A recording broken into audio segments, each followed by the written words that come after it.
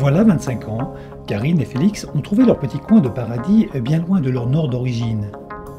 À l'extrémité sud-ouest de l'Aude, vers l'Ariège, c'est la Piège, une micro-région où l'on passe aisément de petites vallées intimes au sommet de 12 collines pour découvrir le paysage somptueux de la chaîne des Pyrénées.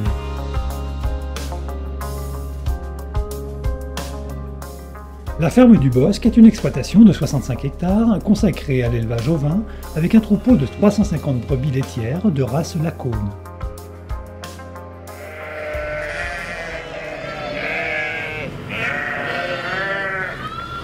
Ah ben là les petits ils restent à moi là, avec leur mère jusque fin novembre. Et après on va les sevrer et les femelles de ce lot-là je les garde pour le renouvellement du troupeau. Le produit de la traite est expédié en Aveyron pour la fabrication du fromage de Roquefort. Mais pas seulement. Quelques années après leur arrivée, Karine et Félix ont décidé de se diversifier. Plutôt que de se lancer classiquement dans la production de fromage fermier, ils ont décidé d'innover en créant une crème glacée au lait de brebis. Belle idée qui a germé au printemps 1995 et qui a fait depuis un sacré chemin. Après quelques tâtonnements, le succès est très vite venu, une marque est née, Audeline, et aujourd'hui sur les 60 000 litres de lait produits annuellement, près d'un tiers est consacré à la fabrication de glaces fermières. Alors une glace fermière, donc c'est une glace, comme le nom le dit, fabriquée à la ferme, avec le lait produit sur l'exploitation et sur place. Donc ça veut dire qu'on a un laboratoire aux normes et qui est fait dans les règles de l'art. Voilà. Pour que les brebis produisent du bon lait, il faut qu'elles soient bien nourries. Au printemps et en été, elles pâturent dans les prairies. D'octobre à mars, les animaux sont nourris en bergerie avec les foins de luzerne, trèfle ou graminées produits sur la ferme. Sur un tiers de la surface dont ils disposent, Félix cultive également du blé et de l'orge qui est ensuite échangé à la coopérative contre de l'aliment pour le troupeau. La ferme est ainsi pratiquement autonome pour ce qui est de l'alimentation. Dans la conduite de son exploitation, Félix se distingue par la pratique d'une technique culturale qui préserve les sols et minimise l'emploi des intrants. C'est maintenant depuis 1995 que je pratique la technique du semi-direct, donc je ne laboure plus et je sème directement avec un semoir spécialisé toutes les graines, que ce soit céréales, sorgho fourragé, même sorgho grain, voire maïs, pourquoi pas.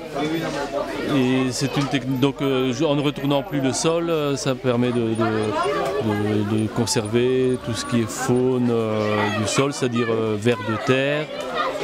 On développe aussi tout ce qui est carabe, donc prédateurs de limaces et tous ces animaux-là. En même temps, ça permet de remonter la matière organique du sol, donc faire à terme des économies d'engrais et puis bien sûr l'économie de gasoil, puisqu'on ne passe qu'une fois dans les champs au lieu de 3 ou 4 fois. Si de son côté, Félix cultive l'efficience dans sa façon de produire sain et de préserver l'environnement, Karine suit une démarche tout aussi exigeante dans la fabrication de ses glaces fermières. Tout d'abord, travailler avec du lait frais représente l'atout suprême comparé aux glaces industrielles. Déjà quand on travaille avec du lait frais, on voit déjà la différence. Alors avec le lait de brebis, c'est un peu différent parce qu'on se retrouve avec des produits qui sont très onctueux. Voilà, comme je disais tout à l'heure, en fait, la matière grasse vient du lait.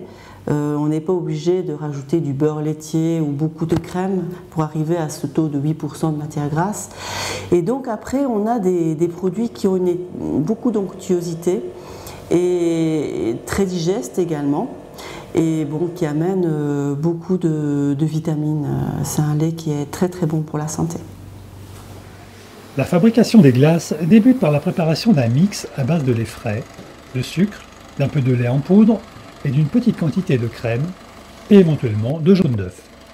Le mélange pasteurisé est ensuite refroidi et laissé au repos pendant plusieurs heures. C'est la phase de maturation qui permet le développement des saveurs et affine la texture de la crème glacée. L'ajout de parfum peut s'effectuer avant la pasteurisation, avant le passage en turbine ou bien lors de l'extraction. On parlera alors de marbrage. L'étape suivante est le glaçage. Le mix est transvasé dans une turbine qui va le brasser, le refroidir et le foisonner. Le foisonnement est le pourcentage d'air incorporé au mix. Pour les glaces artisanales ou fermières, le taux de foisonnement reste peu élevé afin de mettre en valeur les arômes. Le conditionnement se fait en barquette de 3/4 de litre ou en 2,5 litres pour la restauration. Pour le parfum fruits des bois, la préparation de fruits rouges est ajoutée à la crème glacée et mélangée manuellement.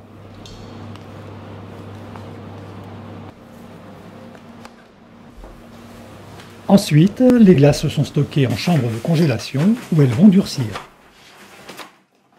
Les glaces Odeline proposent une gamme de parfums impressionnante de variétés.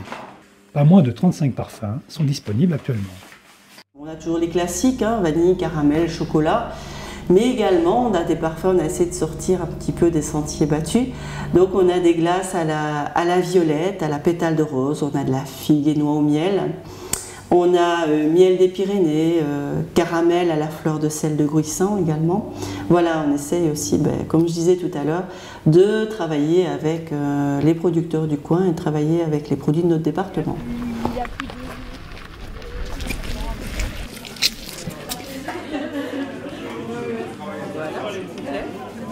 Excellent. Très beau. Excellent. Il n'y a pas besoin de parler pour dire que c'est bon.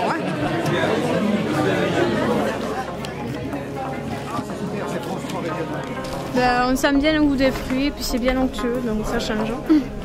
La singularité des glaces Odeline est incontestable, et il n'est pas étonnant qu'elles séduisent autant.